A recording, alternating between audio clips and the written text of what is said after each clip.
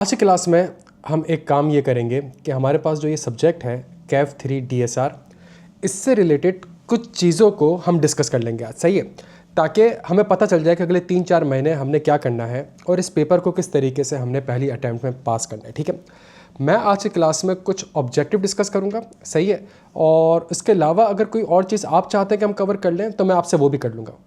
ठीक है, ईद मुबारक मेरे बच्चों, ईद मुबारक। सबसे पहली चीज़ हम डिस्कस करेंगे जो एक हवा बना हुआ है सिलेबस चेंज का, इसको डिस्कस कर लेंगे। बेहतरीन हो गया, ताकि सबसे पहले चीज़ हमें पता चल जाए कि यार ये हमारे पास सिलेबस में चेंज क्या है। सही है, दूसरी चीज़ जो हम डिस्कस करेंगे वो सबसे इंपॉर्टेंट चीज़ ये डिस्कस करेंगे कि इस सब्जेक्ट का हम एक ओवरव्यू लेंगे। डन हो गया भाई, इस सब्जेक्ट का एक ओवरव्यू ले लेंगे कि यार ये सब्जेक्ट है क्या। सही है, उसके बाद हम एक काम ये करेंगे कि हम इससे रिलेटेड एक अप्रोच को डिस्कस कर लेंगे कि इस सब्जेक्ट को मैंने और आपने किस तरीके से लेके चलना है। चौथा काम हम ये कर लेंगे कि कुछ पोर्टल का एक ओवरव्यू ले लेंगे, पोर्टल का ओवरव्यू ले लेंगे, किताब का ओवरव्यू ले लेंगे, क्विज़, मॉक, इन सारी चीज़ों का थोड़ा सा ओवरव्यू ले लेंगे। हमारे पास जो स्मार्ट प्लान है उसका हम एक ओवरव्यू ले लेंगे।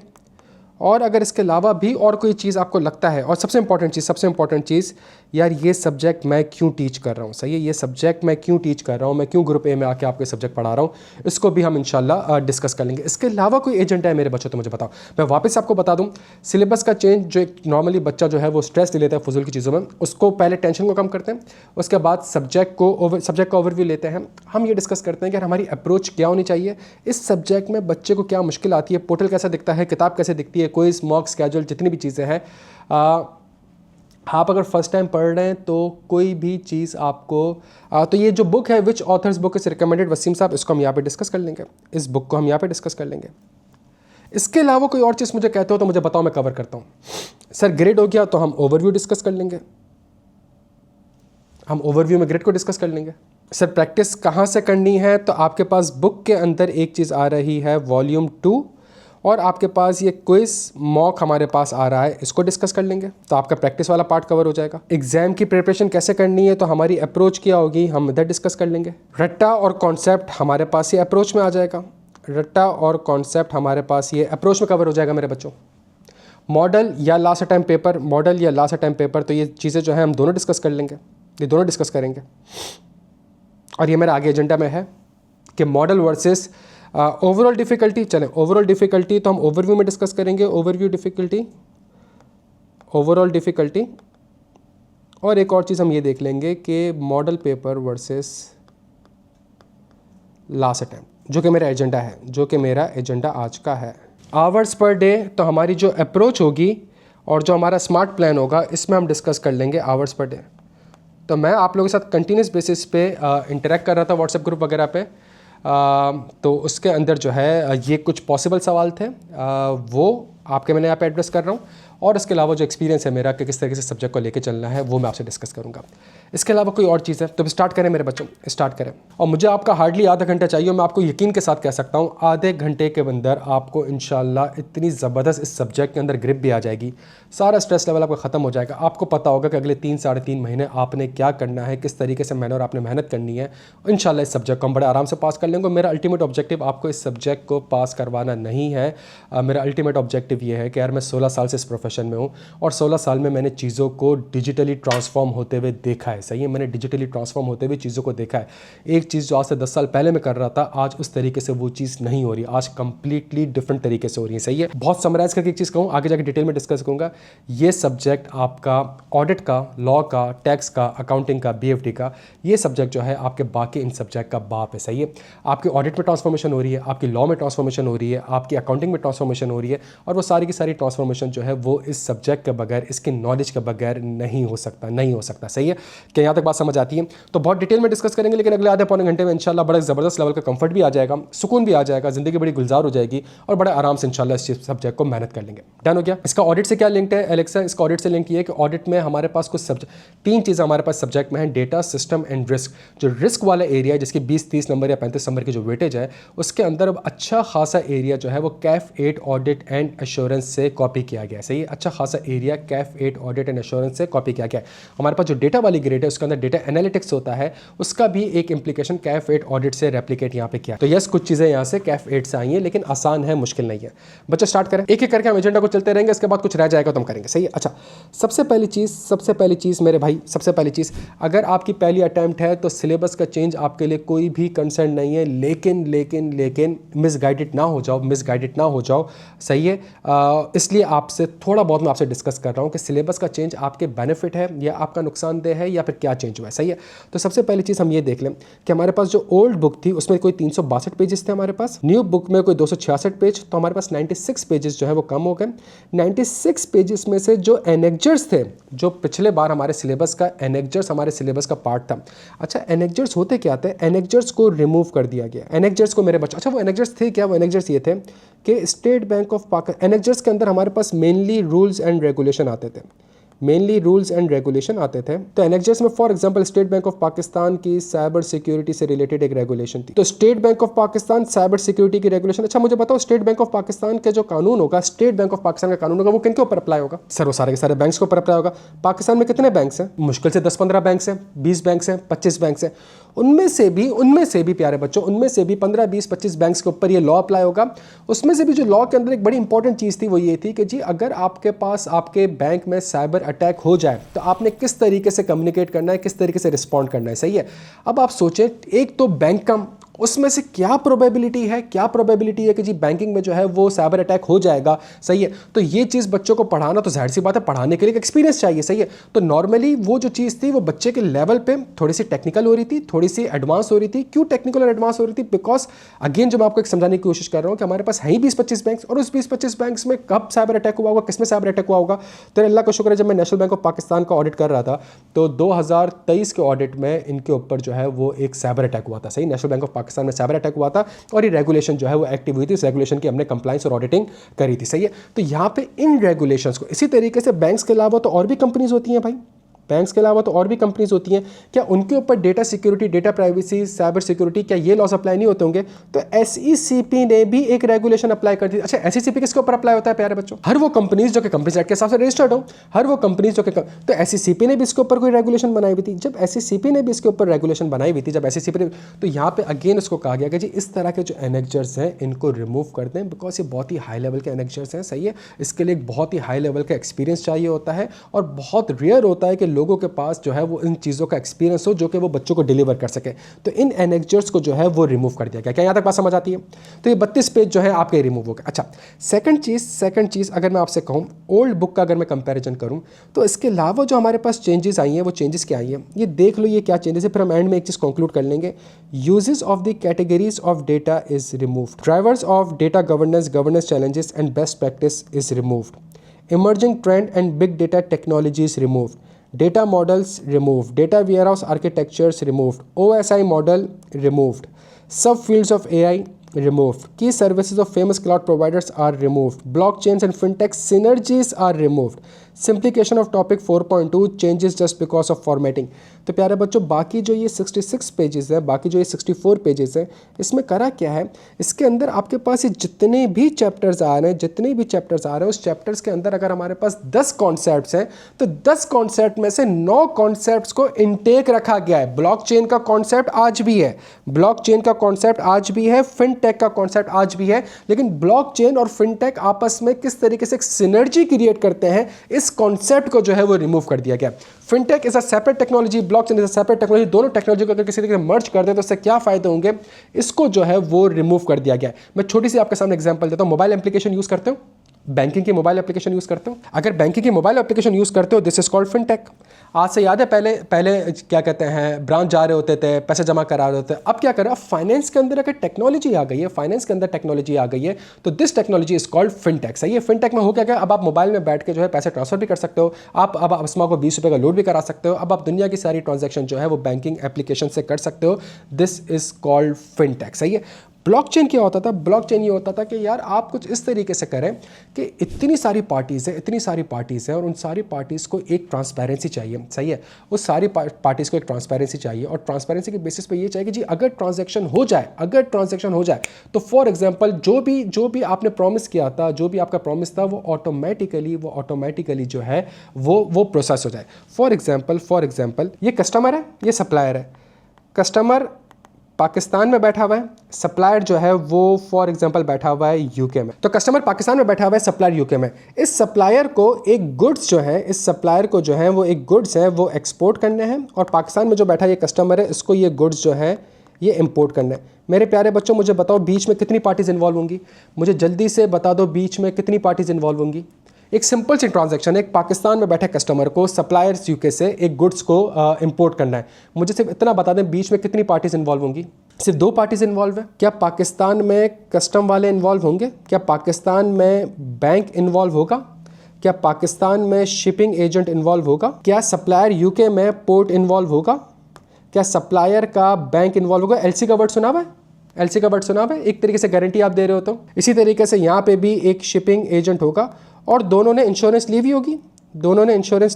अब आप इमेजिन करें बच्चों, आज से 10 साल पहले तक, 5 साल पहले तक किस तरीके से काम हो रहा था। ये जो बेचारा कस्टमर होता था, जैसे ही माल यहाँ से डिलीवर होता था तो बेचारा ये यूके के सप्लायर को कॉल करता रहता था, कहता था यार मुझे डॉक्यूमेंट्स भेज दो कि माल डिलीवर हो गया कि नहीं हुआ। फिर जैसे ही पोर्ट पे माल पहुँच जाता था, फिर ये कस्टम के डॉक्यूमेंट्स लेके और शिपिंग एजेंट के डॉक्यूमेंट्स लेके, सारे डॉक्यूमेंट्स लेके किसके पास जाता था? बैंक्स के पास जाता था, सही है। बैंक जो है वो फिर पेमेंट प्रोसेस कर रहा होता था। ये सारे के सारे काम में जो बेचारा कस्टमर होता था और ये सप्लायर होता था, ये ख्वार हो रहा होता था बच्चों, सही है। ब्लॉकचेन में आप ऐसा करें, अच्छा अगर खुदा ना खास्ता ये जो शिप है अगर ये रास्ते में जो है फॉर एग्जांपल डिस्ट्रॉय हो गई, जो कि अभी आप मिडिल ईस्ट में देख रहे हैं कितनी शिप जो है वो डिस्ट्रॉय हो गई। अगर ये शिप डिस्ट्रॉय हो जाती है तो फिर इस बंदे को वापस से डॉक्यूमेंट्स लेके किसके पास जाने पड़ेंगे भाई? इस कस्टमर को डॉक्यूमेंट्स लेके किसके पास जाने पड़ेंगे? सर इंश्योरेंस के पास जाना। फिर इंश्योरेंस वाला जो है वो इस डॉक्यूमेंट्स को जो है वेरीफाई करेगा, सब कुछ करेगा। सर ब्लॉकचेन के अंदर कितना आसान हो जाएगा कि जितनी भी पार्टीज हैं, banks, customer, supplier, insurance, shipping agent, clearing agent, जैसे जैसे ट्रांजैक्शन होती रहेगी बच्चों, जैसे ही माल कराची पोर्ट ट्रस्ट में आ गया, जैसे ही कराची के पोर्ट में माल आ चुका है, क्या अब कस्टमर को, अगर ब्लॉकचेन होगा और ब्लॉकचेन में सबके पास विजिबिलिटी है, क्या कस्टमर को अब बैंक के पास डॉक्यूमेंट्स ले जाने की जरूरत है कि भाई माल पोर्ट में आ चुका है? जो बैंक है वो फौरन से देख लेगा ब्लॉकचेन के थ्रू, बैंक जो है वो फौरन से ब्लॉकचेन के थ्रू देख लेगा कि अच्छा जी ये ट्रांजैक्शन हो गई है, माल जो है वो कस्टम से क्लियर हो चुका है और कोई भी हार्मफुल या इलीगल माल नहीं है। बैंक फौरन से पेमेंट को प्रोसेस कर देगा, तो इसका मतलब ये है, बच्चों ये है, थोड़ा सा बस ओवरव्यू दे रहा हूं। तो उसने ब्लॉकचेन को रिमूव नहीं किया, उसने फिनटेक को रिमूव नहीं किया, उसने सिर्फ इतना कहा कि फिनटेक और ब्लॉकचेन की जो सिनर्जी वाला कॉन्सेप्ट है, जो कि आधे पेज का कॉन्सेप्ट है, उसको रिमूव कर दिया।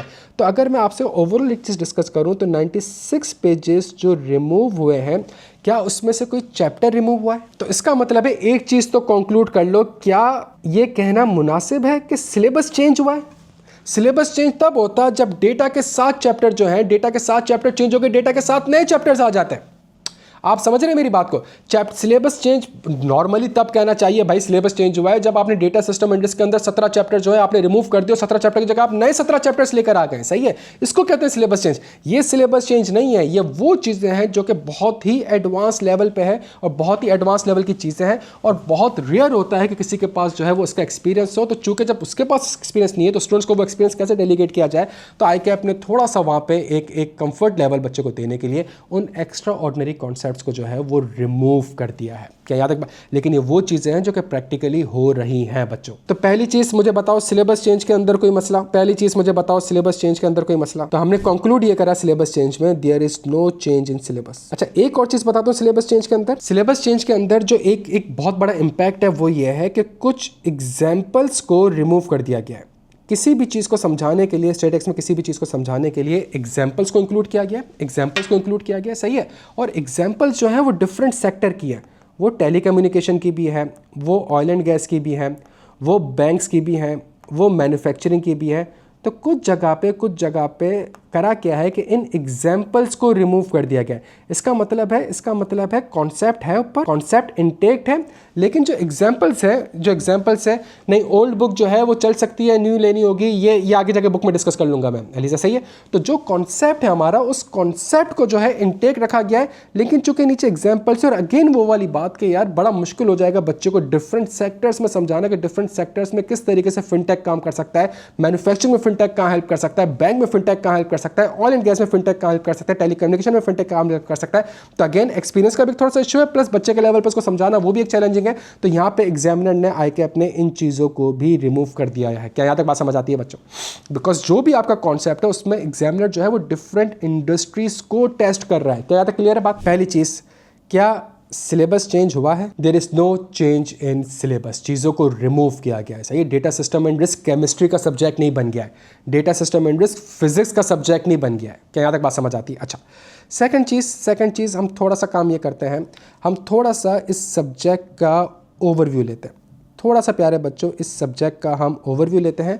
और जब मैं आपसे कहता हूँ कि यार हम इस सब्जेक्ट का ओवरव्यू लेते हैं, तो इसके अंदर जो है वो सबसे इंपॉर्टेंट चीज़ ये है, एक चीज़ बड़ी इंपॉर्टेंट है कि अगर सब्जेक्ट का मैं आपके साथ ओवरव्यू लूँ तो इसके अंदर हमारे पास 3 चीज़ें हैं, डेटा, सिस्टम एंड रिस्क। क्या यहाँ तक बात समझ आती है? और फिलहाल आसानी के लिए मैं कह देता हूँ कि हर चीज़ 33% टेस्ट होती है।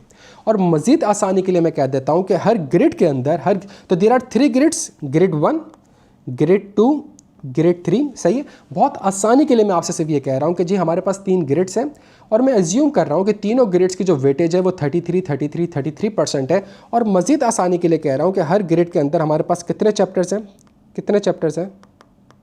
On average 6 chapters. तो इसका मतलब है कि आपका जो पूरा का पूरा सिलेबस है वो आपका जो है वो 3 चीज़ों पर मुश्तमिल है, डेटा के ऊपर, सिस्टम के ऊपर और रिस्क के ऊपर। सही है। और तीनों की वेटेज आसानी के लिए 33% है, और तीनों को मज़ीद आसानी के लिए इसके अंदर हमारे पास 6 चैप्टर है। बच्चों ये सब्जेक्ट है क्या और इसको इंक्लूड क्यों किया गया है? ये सब्जेक्ट है क्या और इसको इंक्लूड क्यों किया गया है?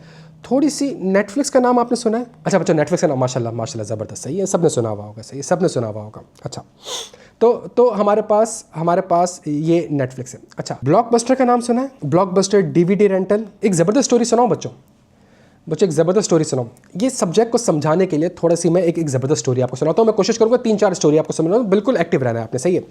ये जो ब्लॉकबस्टर था ना, ये इसका पूरी दुनिया में बड़ा ज़बरदस्त बिजनेस था, और इसका बिजनेस ये था कि ये DVD रेंटल का मतलब इसके बहुत से आउटलेट्स थे, और उन आउटलेट्स में आप जाएं और आप अपनी पसंद की DVD लें और रेंट पे लें। सही, DVD रेंटल, ये आप खरीदें नहीं, रेंट पे लें और 1-2 दिन मूवी देखें और आप वापस से आउटलेट को वापस कर दें। तो ये बड़ा ज़बरदस्त बिजनेस था। अच्छा, नेटफ्लिक्स ने क्या करा? नेटफ्लिक्स ने कहा कि यार ये जो बच्चों, इसका बिजनेस मॉडल समझ आ रहा है ब्लॉकबस्टर का? तो मैंने बहुत सारे रिटेल आउटलेट्स खोल लिए। आउटलेट के लिए मुझे बेतहाशा इन्वेस्टमेंट चाहिए होती है। आप थोड़े बहुत छोटे मोटे अकाउंटेंट हैं तो थोड़े बहुत ये वर्ड समझ में आ रहे होंगे। तो आउटलेट, और पूरी दुनिया में इसके आउटलेट्स थे, बेतहाशा आउटलेट्स थे, और उसके लिए थोड़ी बहुत उसको इन्वेस्टमेंट चाहिए होती है। तो आउटलेट को बनाने के लिए इन्वेस्टमेंट चाहिए। आउटलेट बन गया, वहाँ पर DVDs चाहिए, DVDs को रेंट पर आपने दिया, और आपने जो है वो रेंटल इनकम जो है वो आप अर्न करते थे DVD से। ये इसका बिजनेस मॉडल था। नेटफ्लिक्स ने देखा कि यार मुझे ये आउटलेट जो बनाना है, अगर नेटफ्लिक्स ने ब्लॉकबस्टर को बीट करना है तो सोचे कि नेटफ्लिक्स को भी पूरी दुनिया में कोई 10,000 आउटलेट बनाने पड़ेंगे, और 10,000 आउटलेट के लिए एक सिग्निफिकेंट इन्वेस्टमेंट चाहिए होगी। नेटफ्लिक्स ने एक काम किया, नेटफ्लिक्स ने इस बिजनेस मॉडल के अंदर रिटेल आउटलेट को चेंज कर दिया वेयर हाउस से। समझना, मैं बड़ी बात, थोड़े बहुत अकाउंटिंग होती है बट समझ। तो बिजनेस मॉडल चेंज हुआ। बिजनेस मॉडल में कहा कि जी हम 10-15 हज़ार 20,000 आउटलेट्स नहीं बनाते हैं, हम जो बनाएंगे वो बनाएंगे वेयर हाउस। सही है। उस वेयर हाउस के अंदर हमारे पास बेतहाशा DVDs आ रही होंगी, और हम करेंगे ये कि हमने एक कर दिया है अरेंजमेंट, लेट से TCS का नाम सुना है? हमने ये अरेंजमेंट कर लिया TCS वालों के साथ, जिसके अंदर जो है कस्टमर जो है कोई भी DVD जो है वो हमसे ऑर्डर करेगा तो TCS वाला उसको डिलीवर कर देगा। तो इसका मतलब है मुझे आउटलेट्स की ज़रूरत नहीं है, मैं TCS का बिजनेस इंफ्रास्ट्रक्चर जो है वो यूज़ कर रहा हूँ। बिजनेस मॉडल समझ में आ रहा है बच्चों? सेंस बनता है इसका? तो मैंने बीच के रिटेल आउटलेट को मिसिंग कर दिया, तो मेरी जो DVD रेंटल की अमाउंट थी वो मज़ीद कम हो गई। अच्छा, हुआ क्या, नेटफ्लिक्स ने बिजनेस करा, लेकिन नेटफ्लिक्स ने कहा यार हमारे वो रेवेन्यूज़ नहीं हो पा रहे जो कि हम ब्लॉकबस्टर जो अर्न कर रहा है।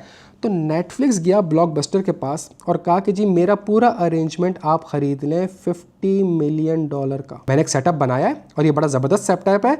आपका सेटअप जो है वो फिजिकल सेटअप है, मेरा जो सेटअप है वो more of a online setup है। मेरा जो सेटअप है वो more of a online setup है। मैं अपना बिजनेस आपको सेल कर रहा हूँ, आप $50 मिलियन में मेरे बिजनेस को ऑक्यूपाई कर लें। तो आपके पास तो कंप्लीट साइकिल हो जाएगी, आपके पास तो फिजिकल सेटअप भी आ जाएगा, आपके पास ऑनलाइन सेटअप भी आ जाएगा। तो जो ब्लॉकबस्टर के डायरेक्टर्स थे, जो ब्लॉकबस्टर के शेयर होल्डर्स थे, उन्होंने कहा यार हमारा बिजनेस ऑलरेडी चल रहा है और हम इतनी इन्वेस्टमेंट कर चुके हैं इस रिटेल आउटलेट में, तो हम क्यों करें। तो ब्लॉकबस्टर ने नेटफ्लिक्स की इस ऑफर को रिजेक्ट कर दिया। बच्चों मुझे यहाँ तक बात समझ आती है। तो ब्लॉकबस्टर ने नेटफ्लिक्स की इस ऑफर को रिजेक्ट कर दिया। नेटफ्लिक्स को बड़ा गुस्सा आया और नेटफ्लिक्स ने कहा कि यार जब, और उस ज़माने में यूट्यूब आ गया था, तो फिर नेटफ्लिक्स ने कहा कि यार ये क्यों फिजिकली एक चीज़ मूव होनी चाहिए to watch the movie, physically तो नहीं होनी चाहिए। तो नेटफ्लिक्स ने करा ये कि नेटफ्लिक्स ने, प्यारे बच्चों, आपने नेटफ्लिक्स जब लॉगिन करते हैं तो मुझे एक बात बताएं, ये आप बैठे हैं और जब आप नेटफ्लिक्स लॉगिन करते हैं और ये आपका लैपटॉप है या ये आपका टीवी है, क्या आपके टीवी में और आपके लैपटॉप में सिर्फ नेटफ्लिक्स की एप्लीकेशन होती हैं या जितनी भी मूवीज़ होती हैं वो भी यहाँ पे आती है। बच्चों जितनी मूवीज़ आपके सामने आ रही होती हैं, क्या वो आपके लैपटॉप में इंस्टॉल्ड होती हैं या वो सिर्फ सामने सिर्फ एक आइकॉन आ रहा होता है और आपके पास तो सिर्फ और सिर्फ ये नेटफ्लिक्स की एप्लीकेशन 100 MB की है, सिर्फ ये एक जगह घेरती है आपके हार्ड ड्राइव में, आपके लैपटॉप में, सही है, सिर्फ एप्लीकेशन होती है। इसका मतलब है जब आप टीवी में एक मूवी देखते हैं, फॉर एग्जांपल, सही है, कोई भी मूवी आप यहाँ पे करते हैं, तो इसका मतलब है यहाँ पे पीछे नेटफ्लिक्स ने एक बहुत बड़ा एक हार्ड ड्राइव रखी हुई होगी, इसके अंदर ये सारी मूवीज़ आ रही होंगी। अगर ये सारी मूवीज़ आ रही होंगी, ठीक ठाक बड़ी हार्ड ड्राइव होगी। अच्छा, जब आपने जैसे इस पर क्लिक करते हो तो ये रिक्वेस्ट लेके कहाँ जाता है, ये रिक्वेस्ट लेके जाएगा नेटफ्लिक्स में, सही है, data centre which includes the server, प्यारे बच्चों, विच इंक्लूड्स द सर्वर, सही है। तो जैसे ही आप क्लिक करते हो किसी भी मूवी के ऊपर तो वो फौरन से आपको लेके जाता है सर्वर पे, नेटफ्लिक्स के सर्वर पे, और सर्वर के अंदर बहुत सी चीज़ें इंक्लूड होती हैं, बहुत से फॉर्मूलाज होते हैं, बहुत से एल्गोरिथम होते हैं, बहुत से एनालिटिक्स होते हैं, और उसके बेसिस पे जो है वो मूवी स्ट्रीम होती है ओवर द इंटरनेट। क्या यहाँ तक बात समझ आती है? आपका इंटरनेट नहीं चलेगा, आप नेटफ्लिक्स में मूवी नहीं देख सकते। क्यों नहीं देख सकते? बिकॉज आपकी जो रिक्वेस्ट है वो सर्वर तक पहुंच ही नहीं पा रही है, सर्वर इज नॉट रिस्पॉन्डिंग का एरर आ जाता है। जब वो सर्वर पे पहुंचती है, वो चेक करता है कि क्या बंदा ये लीगल है, क्या ये जो बंदा मूवी देख रहा है इसने पैसे सारे पे कर दिए हैं, ये सारी चीज़ों को वेरीफाई करने के बाद ज़रा सा लोडिंग करता है, लोडिंग करने के बाद आपके पास फ़ौरन से मूवी आपके सामने पेश कर देता है। बच्चों ऐसा ही है। बच्चों नेटफ्लिक्स आज 50 से 60 बिलियन डॉलर की कंपनी है और ब्लॉकबस्टर जो है वो बैंकरप्ट हो चुकी है और दुनिया में इसका सिर्फ एक रिटेल आउटलेट है जो कि टूरिज्म की। बच्चों ये सब्जेक्ट है हमारे पास, डेटा सिस्टम एंड रिस्क। क्या यहाँ तक बात समझ आती है? ये सब्जेक्ट है हमारे पास जो कि चीज़ों को कंप्लीटली आपके बिजनेस मॉडल को ट्रांसफॉर्म कर रहा है। इस पूरी चीज़ों में देखो, सिर्फ नेटफ्लिक्स की एग्जांपल देखो। अच्छा, मैं एक काम ये करता हूँ, ये कुछ चैप्टर्स के नाम समझ आ रहे हैं? Types of data governance and management, introduction to data analytics, big data, database management system. ये जो 5 से 6 चैप्टर्स आ रहे हैं, सिर्फ इसका नाम सिर्फ सामने रखो, types of data, data governance, introduction to data analytics, big data, database management system. मुझे सिर्फ इतनी सी बात बताओ मेरे बच्चों, जब आपने नेटफ्लिक्स में अकाउंट बनाया होगा तो क्या आपने कुछ डिटेल्स प्रोवाइड करी होंगी? आपने अपना नाम, ईमेल एड्रेस, मोबाइल नंबर, ये कुछ डेटा आपने प्रोवाइड करा होगा। क्या मैं कह सकता हूँ ये डेटा है? और क्या मैं कह सकता हूँ, सुनिएगा मेरी बात को, क्या मैं ये कह सकता हूँ कि ये बहुत ही स्ट्रक्चर्ड डेटा है? बच्चों मेरी बात सुनिएगा, सही, स्ट्रक्चर्ड पढ़ा नहीं रहा, लेकिन एक बहुत ही स्ट्रक्चर्ड डेटा है। स्ट्रक्चर्ड डेटा का मतलब ये है कि कुछ फील्ड्स हैं, नेम की फील्ड में आप नेम ही लिख सकते हो, नेम की फील्ड में आप मोबाइल नंबर नहीं लिख सकते। ऐसा ही है? अच्छा मेरी बात सुनो। अच्छा, जब आप नेटफ्लिक्स की एप्लीकेशन, मेरे प्यारे बच्चे, खोलते हो, जब नेटफ्लिक्स की एप्लीकेशन आप खोलते हो तो आपको बहुत सारी कैटेगरीज दिखती हैं। रोमांस, हाँ, फिर उसके बाद आपको दिखता है फाइटिंग, एक्शन, फिर आपको दिखता है बॉलीवुड, फिर आपको दिखता है हॉलीवुड। ऐसा ही है प्यारे बच्चों? फिर आपको क्राइम दिखता है, फिर आपको थ्रिलर दिखता है, ऐसा ही है। अच्छा, सस्पेंस सब देखा हुआ है, सब देखा हुआ है। क्या मैं कह सकता हूँ कि यार ये जो इतनी लाखों मूवीज़ हैं, ये लाखों मूवीज़ जो हैं बड़े स्ट्रक्चर्ड वे में अरेंज हुई हैं, क्या कह सकता हूँ? अच्छा, तो इसका मतलब है मेरे बच्चों, इसका मतलब है कि हमारे पास कुछ टाइप्स ऑफ डेटा होते हैं, सही, कुछ हमारे पास टाइप्स ऑफ डेटा होते हैं। अच्छा, लेकिन बच्चों मुझे एक और बात बताओ जो कि बड़ी इंपॉर्टेंट है, जो कि बहुत ज़्यादा इंपॉर्टेंट है, एंड दैट इज़ जो मूवीज़ देख रहे होते हो, जो स्क्रॉलिंग कर रहे होते हो, क्या ये भी डेटा है? बच्चों डेटा तो ये भी है भाई। अगर मैं स्क्रॉलिंग कर रहा हूँ, मैं नेटफ्लिक्स घुमाए जा रहा हूँ, मैं 2 मूवीज़ देखता हूँ, अगर मैंने हफ्ते में 2 मूवीज़ देखी है, क्या उससे रिलेटेड मूवीज़ मुझे रिकमेंड करता है नेटफ्लिक्स? तो इसका मतलब ये हो गया प्यारे बच्चों, ये तो बिग डेटा हो गया। अब आप सोचें, अब तक जो डेटा था ये तो कितना आसान डेटा था, कितना आसान और स्ट्रक्चर्ड डेटा था बच्चों, यहाँ तक बात समझ आ रही है। लेकिन बाद में सोचा ये गया कि भाई जो मैं 10 घंटे 8 घंटे Facebook, Insta, TikTok, laptop, Netflix सारी की सारी चीज़ें यूज़ कर रहा हूँ, और जब मैं यूज़ कर रहा हूँ तो बहुत सी चीज़ों को देख रहा हूँ, तो असल डेटा तो वो है। तो हमारे पास एक और कॉन्सेप्ट आता है विच इज़ कॉल्ड प्यारे बच्चों, क्या? Big data. अमेजॉन कभी यूज़ करा है, टेमो यूज़ करा है, तो अमेजॉन टेमो में आप यूज़ करें, आप कोई चीज़ पसंद करेंगे, कोई चीज़ को कार्ट में डालेंगे, या फिर उसको देखते रहेंगे, या फिर कोई स्पेसिफिक सर्च करेंगे, वो फ़ौरन से आपको अगली बार या इमीडिएट बेसिस पे आपको मज़ीद रिकमेंडेशन देना प्रोवाइड कर देगा। सही है, मज़ीद रिकमेंडेशन देना। क्यों? बिकॉज आपने साल में 2 कपड़े खरीदे होंगे, सही है, 100 रुपए के, साल में 2 कपड़े खरीदे होंगे, लेकिन साल में 10 बार आपने यूज़ किया होगा। जब आपने साल में 10 बार आपने उसको यूज़ किया होगा या 100 बार यूज़ किया होगा, तो अब जो है वो चीज़ें चेंज हो गई। अब वो 2 ट्रांजैक्शन डेटा नहीं रहा है। अब जो आपने लैपटॉप यूज़ करा या फिर जो एप्लीकेशन यूज़ करी है, चीज़ों को स्क्रॉल डाउन करा है, चीज़ों को पसंद किया या लाइक किया, देखा या सर्च किया, वो सारा का सारा प्यारे बच्चों क्या है, वो सारा का सारा बिग डेटा है। अब मुझे एक बात बताओ मेरे बच्चों, जब इतना सारा डेटा है, इतना बड़ा बिग डेटा, और इस डेटा के बेसिस पे नेटफ्लिक्स आपको रिकमेंडेशन प्रोवाइड करता है कि आपकी सोसाइटी में लोग ये देख रहे हैं, रमज़ान है तो ये देख रहे हैं, ईद में ये देख रहे हैं, चांद रात में ये देख रहे हैं, सही है, ये टॉप 10 पाकिस्तान में हिट्स जा रहे हैं, सही है, टॉप 10 मूव्स हैं पाकिस्तान की, सही है। ये सारी की सारी जो रिकमेंडेशन देता है, आपको लगता है कि ये ऐसी हवा में दे देता है या पीछे कुछ ना कुछ होगा? ये कुछ समझ आ रहा है बच्चों डेटा एनालिटिक्स? क्या एक बंदा बैठ के देखता रहेगा या फिर सारा का सारा काम ये ऑटोमेट करना पड़ेगा? तो बच्चों मुझे अगर मैं नेटफ्लिक्स की एग्जाम्पल देखूं, तो क्या नेटफ्लिक्स के पास बेतहाशा डेटा है? क्या नेटफ्लिक्स ने कोई ज़बरदस्त सिस्टम बनाया हुआ है? क्या नेटफ्लिक्स का सिस्टम है जो अभी एक बच्चे ने वर्ड यूज़ करा, डेटा सेंटर, जिसके अंदर जो है वो सारी मूवीज़ आ रही होंगी, उसके अंदर हमारे पास सर्वर्स आ रहे होंगे, सही है, एक बहुत बड़ी कंप्यूटिंग मशीन, रैम्स वगैरह आ रही होंगी। मुझे बताएं, ये जो सिस्टम बनाया है इसने, क्या इसके ऊपर कोई रिस्क है? बच्चों क्या इसके ऊपर रिस्क है? जबरदस्त मेरे बच्चों, जबरदस्त सर। ये मूवीज़ जो है वो कोई सिस्टम में जाके डाउनलोड कर ले, भाई कोई भी जाके सिस्टम को हैक कर ले, और जब सिस्टम को हैक कर ले तो वो उसको डाउनलोड कर सकता है। कोई भी जाके सिस्टम में जाके कोई मेल फंक्शनिंग कर ले। अब आप मुझे बताएं, हैकिंग हो सकती है, सिस्टम को डाउन कर सकता है, बहुत सी ऐसी टेक्नोलॉजी है। अब आप मुझे बताएं, अगर खुदा ना खास्ता किसी भी रिस्क की वजह से कल को नेटफ्लिक्स का सिस्टम अगर काम नहीं करता है, तो क्या नेटफ्लिक्स रेवेन्यू जनरेट कर पाएगा? बच्चों ओवरऑल इस सब्जेक्ट की अप्रोच समझ आ रही है, data, system and risk. There must be a system, सही है, एक सिस्टम होगा, सही है, और सिस्टम जो है वो बेतहाशा डेटा को कैप्चर कर रहा होगा। आपने कभी करीम और उबर की एप्लीकेशन यूज़ करी है? मैं 2 केस स्टडीज आपको और बताता हूँ प्यारे बच्चों, बड़ी ज़बरदस्त है। क्या कभी करीम और उबर की केस स्टडी आपने यूज़ करी है? इनड्राइव यूज़ करा है? चले इनड्राइव यूज़ करा है मेरे बच्चों, ज़बरदस्त।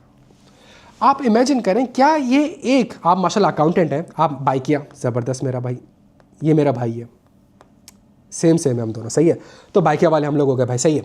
अब मुझे एक बात बताएं, तो करीम हो गई, उबर हो गई, इनड्राइव हो गई, बाइकिया हो गई, यांगो, चल भाई आ जा, सही है, चिंची, बहुत सफ़र किया है मैंने, चिंची भी लिख देते हैं, सही है, सब लिख दिया हमने, सही। मुझे बताओ, चिंची, यांगो, करीम, उबर, इनड्राइव, बाइकिया, मेरे बच्चों, क्या ये लोग आप लोग माशाल्लाह अकाउंटेंट हैं, क्या ये लोग एक कार भी ओन करते हैं? ये लोग एक गाड़ी तक ओन नहीं करते हैं यार, ये एक गाड़ी तक ओन नहीं करते, लेकिन इनकी वैल्यूएशन, इनकी प्रॉफिटेबिलिटी किससे ज़्यादा है? BMW से भी ज़्यादा है, टोयोटा से भी ज़्यादा, जो कि पिछले 50-60 साल से गाड़ियाँ बना रही है, सही है, होंडा से भी ज़्यादा है। उसने करा क्या? इसने सिर्फ और सिर्फ एक सिस्टम बनाया, एक सिस्टम बनाया, ड्राइवर को उनके साथ कनेक्ट करा। अगर आप मुझे बताएं ये जो सिस्टम उसने बनाया है, क्या ये सिस्टम डेटा के बगैर काम कर सकता है? और डेटा में मुझे बताओ, क्या बिग डेटा होता होगा? इस वक्त रियल टाइम में ट्रैफिक कितना ज़्यादा है, इस वक्त रियल टाइम में लोग कहाँ से कहाँ मूव कर रहे हैं, सही है, पेट्रोल की प्राइसेस क्या है, ड्राइवर्स हमारे पास कितने अवेलेबल है, डिमांड हमारे पास क्या है, क्या इसके ऊपर कोई एनालिटिक्स यूज़ करनी पड़ेगी ताकि फ़ौरन से 10-15 सेकंड के अंदर आपको बता दे कि आपका एस्टिमेटेड फेयर इतना होगा? क्या हज़ारों ड्राइवर जो है वो इर्द गिर्द घूम रहे होंगे? क्या कोई सिस्टम होगा, क्या कोई एआई टूल होगा, क्या कोई एजेंटिक एआई होगा, क्या कोई ऑटोमेशन टूल्स होगा जो कि फ़ौरन से सबसे करीबी ड्राइवर को पॉइंट करेगा और आपको इसको कहेगा कि जी फ़ौरन से जाके इस कस्टमर को यहाँ से लेकर यहाँ तक ड्रॉप कर दो? क्या कोई सिस्टम होगा जो कि इन दोनों डिस्टेंस के बेसिस में 1 किलोमीटर को करेगा और किलोमीटर के बेसिस पे एक रेट होगा और रेट जो है वो कंटिन्यूस बेसिस पे अपडेट हो रहा होगा? प्यारे बच्चों, मुझे बताएं, क्या इस सारे प्रोसेस में कोई रिस्क है?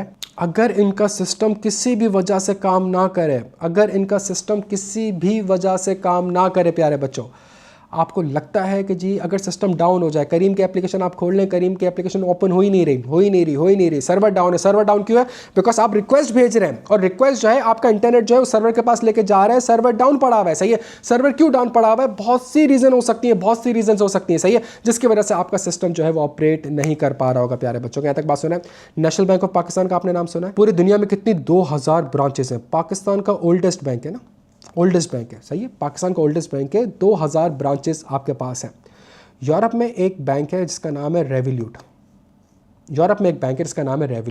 आपको पता है इस रेवोल्यूट की 0 ब्रांचेस है, इसकी कोई ब्रांच नहीं है बच्चों। इमेजिन करें 0 ब्रांच है, लेकिन इसकी वैल्यूएशन नेशनल बैंक से बहुत ज़्यादा है। क्यों?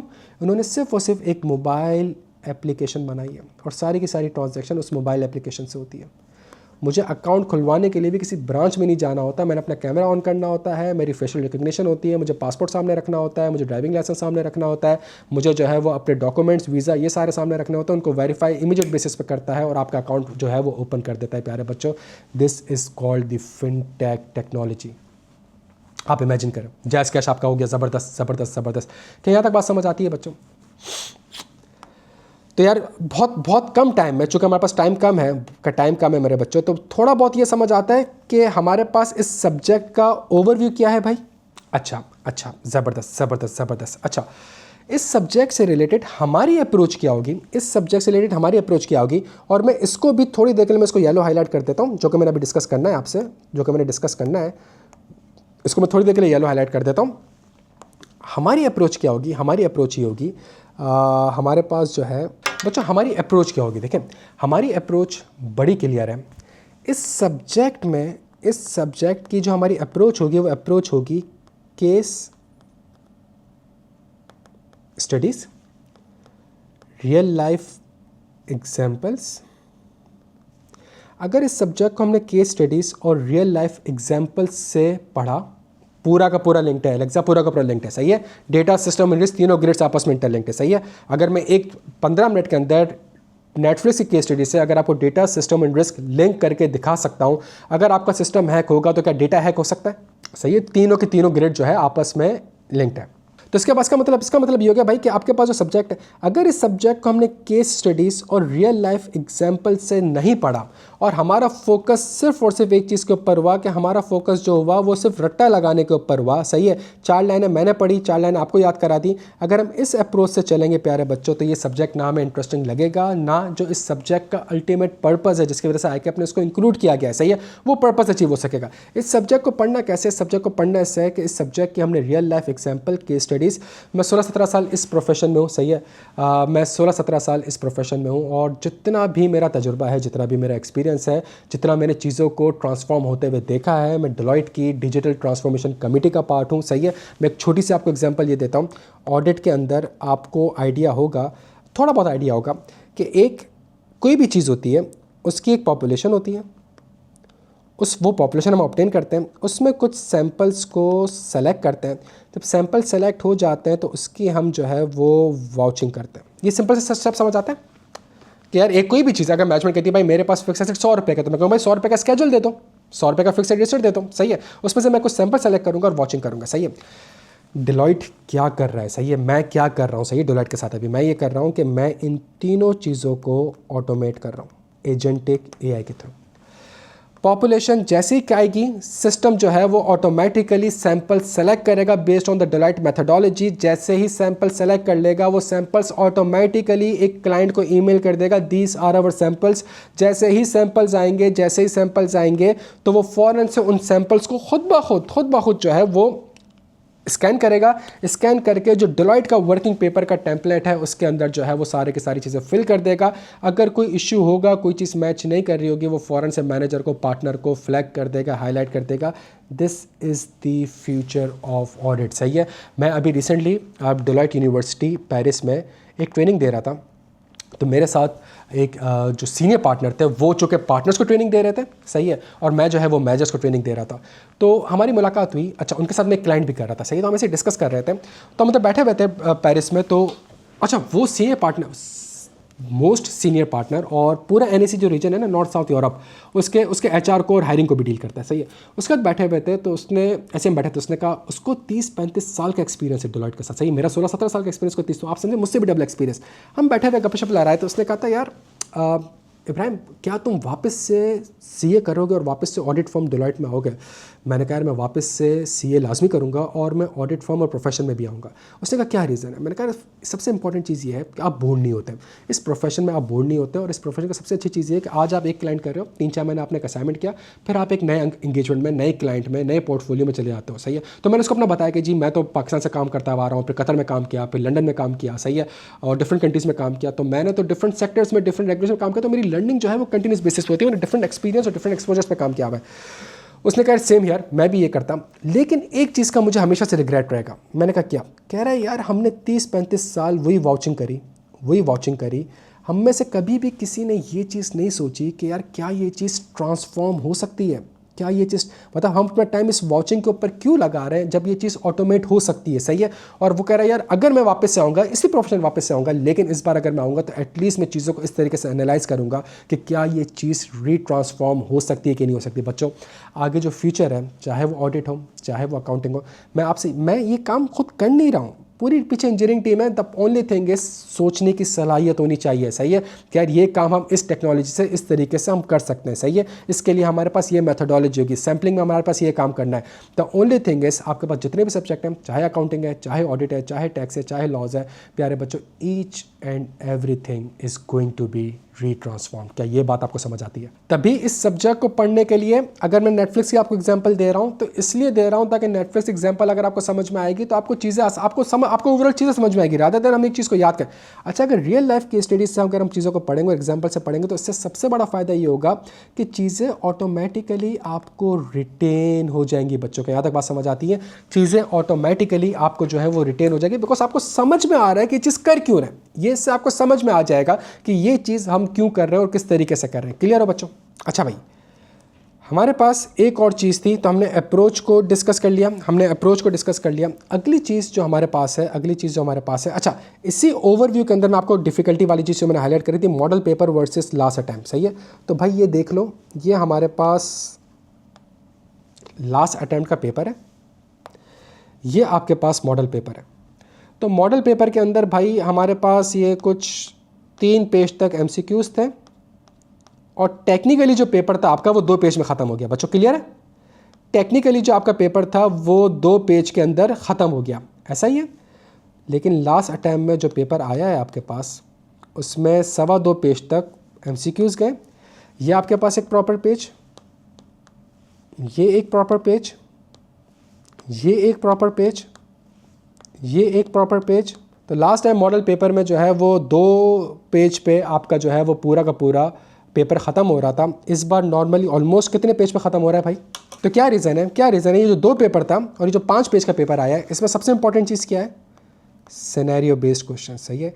यहाँ पे जो उसने आपसे चीज़ें पूछी, और अगेन मैं आपको बता दूँ क्या लिखा हुआ है, अ मैन्युफैक्चरर एंड रिटेलर, एक स्पेसिफिक इंडस्ट्री आ गई। तो टेक्नोलॉजी वही है, लेकिन वो टेक्नोलॉजी स्पेसिफिक इंडस्ट्री में कैसे काम करेगी? दूसरी इंडस्ट्री कौन सी है आपके पास? बैंकिंग। तीसरी इंडस्ट्री कौन सी है आपके पास? Multinational firm. चौथी इंडस्ट्री कौन सी है आपके पास? हॉस्पिटल। 5वीं इंडस्ट्री आपके पास कौन सी है? Trading company, Airways. बच्चों के यहाँ तक बात समझ आती है? क्या यहाँ तक आपके बात समझ आती है कि एक पेपर का एक कॉन्सेप्ट है, वो कॉन्सेप्ट डिफरेंट इंडस्ट्रीज में किस तरीके से अप्लाई हो सकता है, ये भी एक कॉन्सेप्ट है। सही है। तो अगर आप पेपर के कंपैरिजन कर लें तो लास्ट टाइम चूंकि पहली अटैम्प्ट थी और बहुत से लोगों ने कहा था कि जी नॉर्मली पेपर आसान आएगा, चीज़ें आएंगी, ऐसा नहीं है प्यारे बच्चों। वो आपसे जब एक सब्जेक्ट को पूछा है तो उसने आपको याद नहीं करवाना ये सब्जेक्ट, उसने आपकी सोचने की सलाहियत को बढ़ाना है। क्लियर हो बच्चों? उसने आपकी सोचने की, तो हमारी अप्रोच क्लियर है भाई। हमारी अप्रोच क्या होगी? हमारी अप्रोच ये होगी, हमने रट्टे पे ज़्यादा फोकस नहीं करना है, हमने कॉन्सेप्ट्स पे करना है, हमने केस स्टडीज़ पे करना है। जो मेरा इंशाल्लाह एक्सपीरियंस है और अल्हम्दुलिल्लाह हर इंडस्ट्री को ऑडिट किया हुआ है, वो सारे के सारे एक्सपीरियंस और हर इंडस्ट्री को ट्रांसफॉर्म होते हुए देखा है, वो सारा का सारा एक्सपीरियंस आपके साथ शेयर करेंगे। तो सब्जेक्ट आपको इंटरेस्टिंग भी लगेगा, मज़ा भी आएगा और चीज़ें ऑटोमेटिकली रिटेन हो जाएंगी। क्लियर हो बच्चों? 2 से 3 चीज़ें और सुन लो। अच्छा, हमारे पास इसके बाद लॉ की भी क्लास है, तो वो 5 से 10 मिनट थोड़ी सी डिले हो जाएगी। सही है। अच्छा, 2 चीज़ और सुन लो मेरे बच्चों, बड़ी इंपॉर्टेंट है। पोर्टल को मैं आपको थोड़ी देर में दिखाता हूँ। हमारे पास किताब है और किताब में हमारे पास भाई 2 वॉल्यूम्स हैं। किताब में हमारे पास जो है वो 2 वॉल्यूम्स हैं। ये वॉल्यूम 2 है, ये वॉल्यूम 2 है, जिसके अंदर आपके पास जितने भी जो भी टॉपिक है उसके जितने पोटेंशियल एमसीक्यूज हो सकते हैं वो है, और उससे रिलेटेड जितने पॉसिबल सवाल हो सकते हैं वो है। क्या यहाँ तक बात समझ आती है? तो और उसके आंसर्स भी है। तो volume 2 is your complete practice kit मेरे बच्चों। क्या यहाँ तक बात समझ आती है? अच्छा बच्चों, बस 10 मिनट और चाहिए मुझे।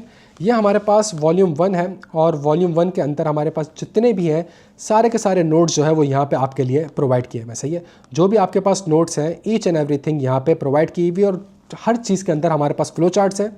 सही है। और जब टॉपिक आपके पास ख़त्म हो रहा होगा तो एक प्रॉपर आपके पास एक समरी होगी जिसके अंदर सारी की सारी चीज़ें जो हैं पेपर से पहले क्विक रिवीजन के लिए आपके पास काम आ रही होगी। क्या यहाँ तक बात समझ आती है भाई? अच्छा, एक और चीज़ है जो कि मुझे बड़ी पसंद है, जो कि बड़ी मेहनत से हमने लास्ट टाइम बनाई थी बच्चों के लिए, and that is the smart hand out. सही है। That is the. अच्छा, 2 से 3 चीज़ें मैं और दिखा दूँ यार। एक चीज़ बड़ी इंपॉर्टेंट है, और अगर हम इसमें जाएँ 1 पेजर में, तो जितने भी टॉपिक आपके पास हैं उसके ये 1 पेजर रेडी हैं। सही है। उस 1 पेजर से होगा कि पेपर से पहले फिर आपको पता होता है कि आपने कौन सी चीज़ को रिवाइज करना है, और एक क्विक रिवीजन आपके पास हो जाता है। इस तरह ये सारे चैप्टर्स के की पॉइंट्स 1 पेजर की शक्ल में है। क्या तक क्लियर हो? तो जितने भी चैप्टर्स हैं, और इसका एक्सेस आपको दे चुका हूँ मैं, तो हर चीज़, तो जो चीज़ आपके पास 20-25 पेज का स्टैंडर्ड है उसके 1 पेजर जो है आपके पास अवेलेबल है। ये सारे रेडी हैं बच्चों, इसका एक्सेस आपके पास मौजूद है। ये आप ही के फोल्डर के अंदर सारी चीज़ों को हमने इंक्लूड रखा हुआ है। तो चैप्टर 17 तक, चैप्टर 1 से लेके, और सारी की सारी किताब भी आपके लिए सॉफ्ट में और हार्ड में दोनों चीज़ों में अवेलेबल है। 2 से 3 चीज़ें हैं बच्चों बड़ी इंपॉर्टेंट है, जो कि एक फैक्टर है जिसकी वजह से अल्हम्दुलिल्लाह जो बच्चा था लास्ट बैच में बड़ा सुकून में था, पेपर भी अच्छा हुआ, और बड़ी इंपॉर्टेंट चीज़ थी, and that is smart plan. हमारी अप्रोच क्या होगी बच्चों? ये सबसे इंपॉर्टेंट चीज़ है, इसको अगर सामने रख लिया अमन है, ज़िंदगी से गुलजार है। सबसे इंपॉर्टेंट चीज़, 23 मार्च वाला आपका वीक स्टार्ट हो चुका है प्यारे बच्चों। सही है। मार्च का आपके पास लास्ट वीक है। आपने जो लेक्चर कंप्लीट करना है वो चैप्टर 1 कंप्लीट करना है। जैसे ही आप चैप्टर 1 का लेक्चर कंप्लीट करेंगे, जिसके अंदर आपका कॉन्सेप्चुअल लेक्चर भी है और जिसके अंदर आपका जो है वो ड्राफ्टिंग लेक्चर भी है, दोनों लेक्चर्स हैं। जैसे ही आप लेक्चर 1 कंप्लीट करेंगे, फ़ौरन से हमारा एक सेशन होगा जिसके ऊपर हम चैप्टर 1 के ऊपर जो है क्विकली रिवाइज में आपको करा दूंगा, प्लस कुछ क्विज़ेस वगैरह होंगे जो कि आपको दिए जाएंगे, और उन क्विज़ेस के ऊपर मैं लाइव ड्राफ्टिंग सेशन आपके साथ कंडक्ट कर लूँगा। बच्चों, अगर हम इस अप्रोच से चलते हैं तो हमारा जो कोर्स है वो 14 जून तक इंशाल्लाह कंप्लीट हो जाएगा। वीकली हमारे पास क्लासेस होती रहेंगी। आपने लेक्चर देखना है, लेक्चर देखने के बाद उसी लेक्चर को मैं क्विकली रिवाइज कराऊंगा, जो आपके सवालात होंगे उनका आंसर करूंगा, प्लस जो आपके क्विजेज होंगे उसके ऊपर जो है वो मैं आपको ड्राफ्ट कराऊंगा। बच्चों, ये अप्रोच समझ आ रही है? इस बैच में आपकी अटैम्प्ट अगस्त में है। सही है। इस बैच में ईद आ रही है। ईद के 3 दिन तो आपने नहीं पढ़ते, लेकिन ईद से जो पहले के 10 दिन होते हैं उसमें भी आप नहीं पढ़ रहे होते, तो उन सारी चीज़ों को भी जो है वो यहाँ पे हमने कवर कर लिया है। ठीक है बच्चों, क्या यहाँ तक आपके बात समझ आती है? क्या ये प्लान फॉलो कर सकते हो? हम साथ साथ पढ़ रहे होंगे, चीज़ों को साथ साथ पढ़ रहे होंगे, और कुछ मुश्किल नहीं है। क्या एक हफ्ते में एक चैप्टर भी नहीं पढ़ सकते, जो कि हार्डली 2 घंटे का? क्या हफ्ते में हम 1-2 घंटे साथ नहीं बैठ सकते? क्या चैप्टर 2 फिर इसके बाद चैप्टर 3, 4 दोनों आपस में लिंक्ड है? तो आपने चैप्टर देखा है, मैंने आपको रिवाइज कराना है, मैंने आपको क्यूएनए सेशन करना है, मैंने आपको मजीद प्रैक्टिस करानी है। और आखिरी चीज़ जो कि सबसे इंपॉर्टेंट, जो मैं क्विज़ेस की आपसे बात कर रहा हूँ, अफान आपने चैप्टर 3 तक देखा, कैसा लगा आपको? व्हाट इफ कि अगर हम एक लाइव क्यूएनए सेशन भी रख लें 3 चैप्टर्स के ऊपर, व्हाट इफ कि जी हम एक मजीद उसका रिवीजन भी कर लें, ताकि आपका पुराना भी रिवाइज होता रहे, अगला जो लिंक्ड हो रहा होगा। सही है। डिटेल पढ़ाने, बिकॉज डिटेल पढ़ाया इसलिए बिकॉज माशाल्लाह से एक्सपीरियंस है यार, तभी डिटेल पढ़ाया और इसीलिए पढ़ाया ताकि टेली कम्युनिकेशन इंडस्ट्री आए, कोई भी इंडस्ट्री आए, आप जो है उसको एड्रेस कर सको मेरे बच्चों, सही है। अच्छा, सबसे इंपॉर्टेंट चीज़ मेरे बच्चों, ये मेरी आपसे, आप मेरी कोई बात माने ना माने, ये वाली बात मेरी आपसे रिक्वेस्ट है कि आपने माननी है, और ये है आपके पास मॉक रिपोर्ट्स। ये लास्ट बैच के कुछ स्टूडेंट्स थे, जितने भी हमारे क्विज़ या मॉक होते हैं उसका हम जो है वो आंसर्स बताते हैं कि आंसर्स क्या है, सही है। हर सवाल में आपने कितने मार्क्स जो है वो ऑब्टेन करें, ठीक है। आपके पास एमसीक्यूज़ का क्या आंसर था, हर इंडिविजुअल सवाल के अंदर आपकी स्ट्रेंथ क्या थी, आपकी वीकनेस क्या थी, इस लेवल पे जाके हर बच्चे का मॉक और क्विज़ चेक हो रहा होता है और उसको एक स्पेसिफिक रिपोर्ट कार्ड प्रोवाइड की जा रही होती है मॉक और क्विज़ की। जो हम हर हफ्ते जो सेशन कर रहे होंगे तो हर हफ्ते आपको ये रिपोर्ट मिलेगी बच्चों। इससे आपको पता चल जाएगा कहाँ पे गलती हो रही है और अगले क्विज़ में आप अपने आप को और डेवलप करेंगे। ये इतनी डिटेल, और मेरे साथ जो इस सब्जेक्ट में जो आपको असिस्ट करेंगे, साथ फर्ग्यूसन का क्वालिफाइड चार्टर्ड अकाउंटेंट है और साथ जो है वो कंप्यूटर इंजीनियरिंग भी है, सही है। तो आप इमेजिन नहीं कर सकते वो कितनी बड़ी नेमत है आपके लिए। अफान, कितनी रिकमेंडेड है, कितनी रिकमेंडेड भाई, सिर्फ ये रिकमेंडेड है, सिर्फ ये रिकमेंडेड है। जो आपको बोला है वो पढ़ना है और मैं वीकेंड पे आपके साथ कनेक्ट करूंगा रिवीजन के लिए, क्विजेस के लिए और ड्राफ्टिंग के लिए। मेरी बुक मोर देन इनफ है भाई, मोर देन इनफ है, मोर देन इनफ है। बिल्कुल भी मैटर नहीं करती, कॉन्सेप्ट मैटर करते हैं मेरे भाई 2 दिन के अंदर बुक्स और पोर्टल दोनों अपडेटेड मिलेंगे आपको। और मैं अभी सबसे पहली चीज़ मैंने आपसे डिस्कस करी थी सिलेबस चेंज। क्या वाकई में कोई सिलेबस चेंज हुआ है?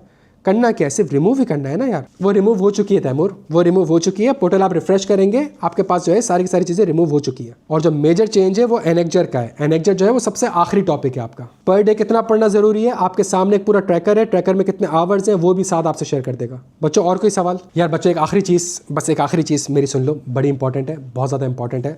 अब मैंने अपनी टीचिंग का आगाज़ है ना C5 एडवांस ऑडिट से किया था। तो जब मैंने 2016-17 में पढ़ाना स्टार्ट किया इस सब्जेक्ट को, तो one of the key reason जो मुझे सब्जेक्ट को पढ़ाना था वो ये पढ़ना, बिकॉज ऑडिट फॉर्म में जब मैं बच्चों के साथ काम कर रहा होता था, जूनियर सेमी सीनियर, तो मुझे रियलाइज़ होता था यार कि वो चीज़ कहीं से लगता नहीं था कि वो कैफ में ऑडिट पढ़ कर आए, सही है। तो मैंने कहा चूँकि यार अल्लाह ने एक एक्सपीरियंस दिया, वो नॉर्मली उस ज़माने में भी और आज भी नॉर्मली जो टीचर है वो इंडस्ट्री या फर्म से नॉर्मली इतना नहीं होता। नॉर्मली ज़्यादातर टीचर्स फुल टाइम टीचर्स होते हैं, सही है। तो मैंने कहा चलो एक काम ये करते हैं यार कि जो एक्सपीरियंस अल्लाह ने दिया है, तो उस ज़माने में भी 8-9 साल का एक्सपीरियंस था, तो मैंने जाके C5 एडवांस ऑडिट पढ़ाना स्टार्ट किया बच्चों को। जब पढ़ाना स्टार्ट किया तो फिर मुझे रियलाइज़ हुआ कि नहीं यार, मसला जो है वो कैफ 8 में, और कैफ 8 में इसलिए बिकॉज कैफ 8 का सिलेबस आपके C5 का 60 से 70% बनता है। तो फिर मैंने उसके बाद जो है वो कैफ 8 में भी पढ़ाना स्टार्ट कर दिया। जब कैफ 8 में पढ़ाया तो फिर अगेन जब ऑडिट पढ़ा तो ऑडिट एक थ्योरी सब्जेक्ट था, सही है, और मतलब है तो थ्योरी लेकिन काफ़ी सिनेरियो बेस्ड सब्जेक्ट है। सेम चीज़ में मुझे रियलाइज़ हुआ, मैंने कहा नहीं यार C5 भी करते हैं। तो फिर C5 कॉर्पोरेट लॉ पढ़ाया, सेम चीज़ मैंने यहाँ पे आके कैफ 7 कंपनी लॉ पढ़ाया। बच्चों रीज़न इज़ ये सब्जेक्ट इन सारे सब्जेक्ट पे भारी है, ये सब्जेक्ट इन सारे सब्जेक्ट पे भारी है, सही है। चीज़ें ट्रांसफॉर्म जिस तेज़ी से हो रही हैं, अगर आपको सोचने की सलाहियत नहीं होगी, अगर आपके अंदर इसकी बेसिक नॉलेज नहीं होगी, आप बहुत पीछे रह जाओगे प्यारे बच्चों, बहुत पीछे रह जाओगे, सही है। ये रीज़न है कि मैं ग्रुप ए में आके आपको ये सब्जेक्ट पढ़ा रहा हूँ, data system and risk. And one of the key reason ये सब्जेक्ट मैं आपको पढ़ा रहा हूँ ताकि आपको एक शऊर आ जाए, एक इल्म आ जाए, ताकि चीज़ों के ऊपर आप जो है वो सोच सकें, क्या यहाँ तक बात समझ आ रही है। और बड़ा ज़बरदस्त सब्जेक्ट है, बेतहाशा केस स्टडीज़ हैं और इतनी इंटरेस्टिंग केस स्टडी कि आपका जो ये हमारी अकाउंटिंग ऑडिटिंग से निकल के हम एक सोच रहे होंगे कि दुनिया किस तरीके से किस तरफ जा रही है और किस तरीके से जा रही है। हमारे साहब क्लास डेली आपने लेनी है, हम वीकेंड पे मुलाकात करेंगे। अभी जो आपसे मैंने पूरा प्लान डिस्कस किया है, जो पूरा प्लान आपके साथ डिस्कस किया है मैंने, भाई टोटल कोर्स मुश्किल से 50 घंटे 50 to 60 आवर्स में कोर्स कंप्लीट है आपका। बिकॉज लेक्चर्स में कोई फजूल बात नहीं की है, लेक्चर में जो है सिर्फ और सिर्फ जो की चीज़ें हैं वो आपको पढ़ाई, एग्जाम्पल्स दी हैं और पढ़ाया स्ट्रक्चर्ड वे में, किस तरीके से पढ़ेंगे, चीज़ें आपस में जो लिंक्ड हो रही होंगी, आपको पूरी केस स्टडी समझ में आ रही होगी। अफान खान मेरा बच्चा वो रिमूव हो गया। ईद की छुट्टियाँ थी 4-5 दिन, हर सैटरडे संडे होगी इब्राहिम, 5 दिन आपने पढ़ना है, 2 दिन मैंने पढ़ाना है। ये बेस्ट अप्रोच नहीं है। टेस्ट कब होगा? वीकेंड पे, मंडे टू फ्राइडे आपने पढ़ना है, सैटरडे संडे मैंने पढ़ाना है। हाँ भाई, ये क्विज़ टेस्ट ही हैं आपके, ये टेस्ट आपको दिए जाएंगे, आप अटेम्प्ट करेंगे, फिर मैं सॉल्व कराऊंगा, आपको रिवाइज कराऊंगा। क्लियर हो बच्चों? इस अप्रोच को फॉलो कर सकते हो। बिकॉज देखिए यार बच्चों, कुछ भी कर लो, मुझे एक बात बताओ, 23 मार्च को या 25 मार्च है, आज 25 मार्च है, 25 मार्च को हम खड़े हुए, कब है पेपर हमारे पास? अब अगस्त में, अगस्त का महीना किस लिए होगा नॉर्मली हमारे पास? रिवीजन का। किसी तरीके से 30 जुलाई को कोर्स कंप्लीट करना है। अगर आप ऑन एवरेज 2 से 3 सब्जेक्ट भी उठाते हैं, आपको लगता है 15-20 दिन के अंदर आप 2 से 3 सब्जेक्ट रिवाइज कर सकते हैं? नहीं होंगे जैद बेटा, वही मैं आपको समझा रहा हूँ, नहीं होंगे। इस वक्त हमारा सबसे बड़ा चैलेंज क्या है? एक तो 1 महीना कम हो गया, पेपर हमारे पास पहले आ गया, और दूसरा सबसे बड़ा मसला ये हो कि इसमें हमारा ईद रमज़ान वगैरह होती है। बेटा शॉर्ट एडवाइस ये जो आज पूरी क्लास में मैंने आपको समझाया है, जो एडवाइस दी है, सिर्फ और सिर्फ उसको फॉलो करें। ये स्मार्ट प्लान आपकी बाइबल होनी चाहिए बस। कुछ भी हो जाए, दुनिया यहाँ से वहाँ हो जाए, आपने इसको फॉलो करना है, और मैं भी इसको फॉलो करूँगा। चलिए, अपना ख्याल रखिएगा। 2 मिनट बाद मुलाकात होती है हमारी लॉ की क्लास में। सही है, कोई भी क्वेश्चंस वगैरह हो ग्रुप पे आप पूछ सकते हैं।